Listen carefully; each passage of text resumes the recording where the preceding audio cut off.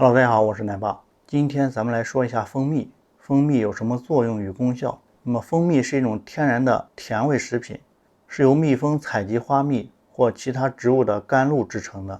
它含有多种营养成分，比如糖类、酶类、维生素、矿物质、氨基酸、有机酸等等，对人体健康有多种的益处。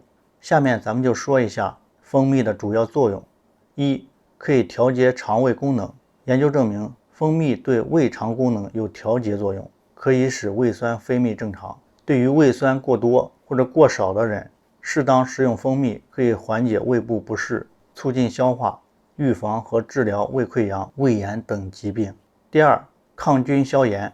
蜂蜜中含有一种天然的抗生素蜂胶，以及一些能产生过氧化氢的酶类，这些物质可以抑制或杀死细菌、真菌、病毒等微生物，从而起到抗菌消炎的作用。蜂蜜可以用来治疗咽喉炎、口腔溃疡、皮肤感染等炎症，也可以用来涂抹伤口，促进伤口愈合，防止感染等等。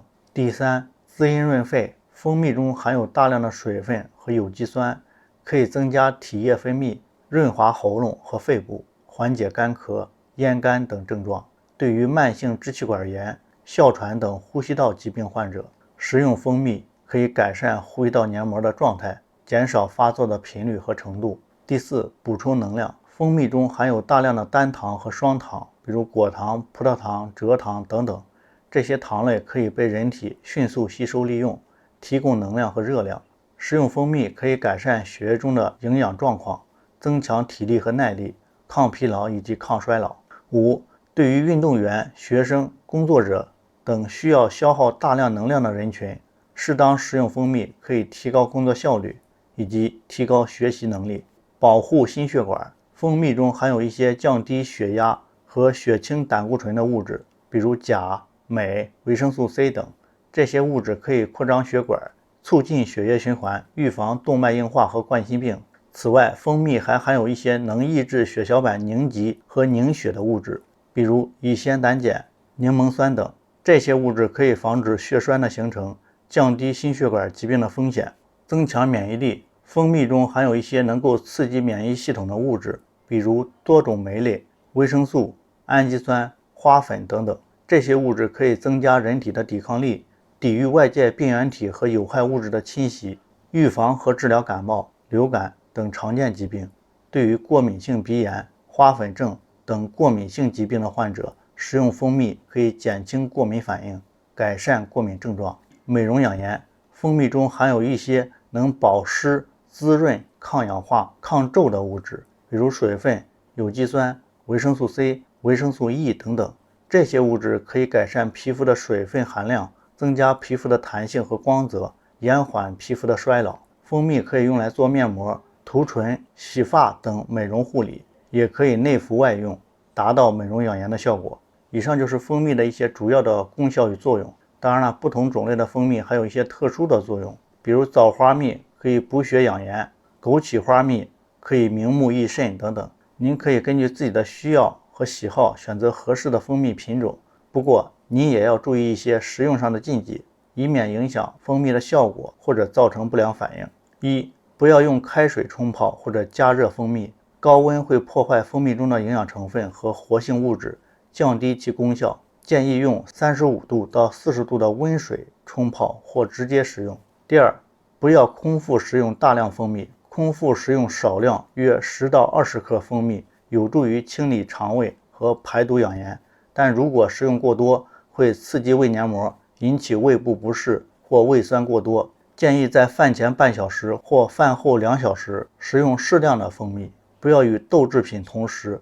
豆制品中含有一种叫乙凝乳酶抑制剂的物质，它会影响人体对蛋白质的消化吸收，而蛋白质是人体必需的营养成分之一，也是构成酶类和氨基酸的基本元素。如果与豆制品同食，会降低人体对蛋白质和其他营养素的利用率，造成营养浪费或不足。第四，不要与大白菜同食。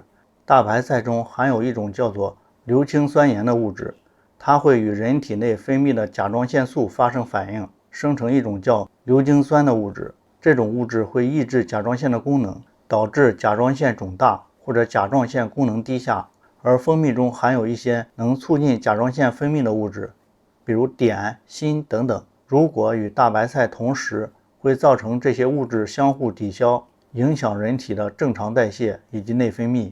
5. 不要与辣椒同食。辣椒中含有一种叫做辣椒素的物质，它会刺激口腔和胃部的黏膜，引起灼热感和不适感。而蜂蜜中含有一些能保护口腔和胃部黏膜的物质，比如水分、有机酸等等。如果与辣椒同食，会造成这些物质的相互抵消，降低蜂蜜的功效，也会加重辣椒对黏膜的刺激和损伤。第6，不要与牛奶同食。牛奶中含有一种叫做乳糖的物质，它需要在人体内由一种叫做乳糖酶的酶类分解为单糖才能被吸收利用。而蜂蜜中含有一种能抑制乳糖酶活性的物质，叫柠檬酸、苹果酸等。如果与牛奶同食，会造成乳糖不能被分解和吸收，而在肠道内发酵产生气体，引起胀气、腹泻等消化不良症状。第7，不要给婴幼儿食用。婴幼儿的消化系统还不完善，对于一些微生物和异物还没有足够的抵抗力，而蜂蜜中可能含有一些对成人无害但对婴幼儿有害的微生物或者异物，比如芽孢杆菌、灰尘、花粉等等。如果给婴幼儿食用，可能会引起肠道感染、过敏反应或窒息等严重后果。好的，以上就是今天所有内容，我是奶爸，咱们下一期再见。